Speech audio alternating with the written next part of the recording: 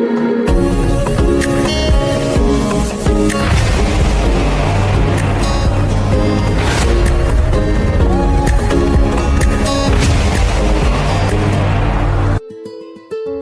day, viewers, and welcome to another episode of the Virtual Global Preparatory Class of the Christian Education Department of the Nigerian Baptist Convention. This day before me, I have the Sunday School lesson for June 7th, year 2026, and the topic is A Leader in a National Emergency.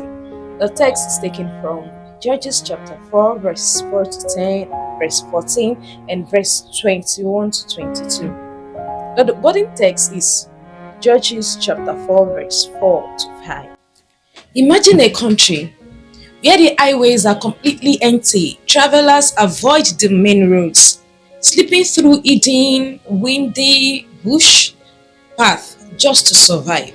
For 20 years, a harsh king named Jabin and his brutal military commander Sisera have terrorized the land. Fear of intimidation and harassment has paralyzed normal life. This is the emergency facing ancient Israel. The people cried out for divine intervention, and God does not send a mighty army. He raises a leader beneath a palm tree. Her name is Deborah. Our story shows us that when a nation faces an emergency, God prepares an unconventional answer. Let us consider the historical and the theological background for the lesson. Following the death of Ehud, Israel slid back into spiritual rebellion and did evil in the sight of the Lord. As judgment, God allowed Jabin, king of Canaan, to oppress them. Deborah emerged as a radical exemption to the male-dominated leadership of her era. She was the only woman among Israel's 12 judges, uniquely combining the spiritual insight of a prophetess with the civic duty of a chief justice and head of state. Our leadership stands as a timeless proof that God qualifies whom He calls, regardless of status or cultural biases. Let us go into the lesson. The lesson explains 1. Deborah commissioned Barak. Judges chapter 4, verse 4 to 10. Deborah summoned Barak and delivered God's precise operational plan to defeat Jabin's army. Despite the divine guarantee, Barak hesitated, refusing to march unless Deborah to battle with him. Deborah agreed, but to warn him that the glory of defeating the enemy's commander would go to a woman instead of him. Key takeaways. 2. God defies cultural biases. God chooses an empowered woman cutting through societal limits to bring deliverance. 3.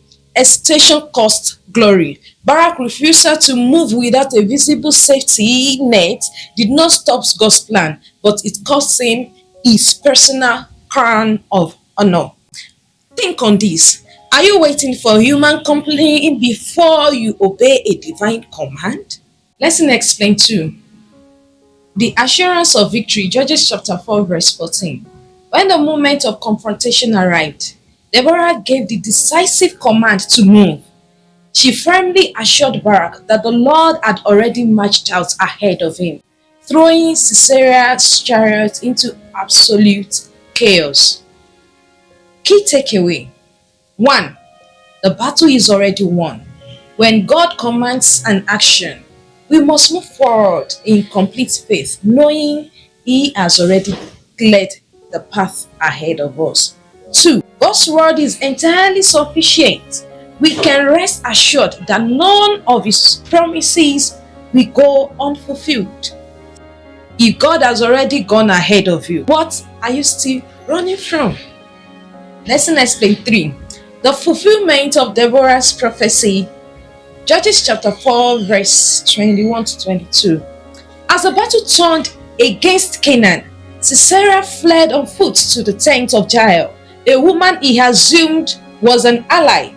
While he lay exhausted and asleep, Jael courageously drove a tent peg through his temple, completely fulfilling Deborah's word that a woman would claim the ultimate victory. Key takeaways. God's word never fails. God values availability. Jael used the simple tools in her hands to fulfill divine destiny. Pause and reflect on this. God will fulfill his word.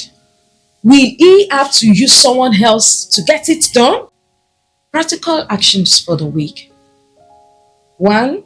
Identify an urgent problem in your family or church and step up to help solve it instead of waiting for someone else. 2. Obey a clear instruction from God's word this week without waiting for human validation or companionship. And let this be your anchor for the week. God doesn't look for status, he looks for service.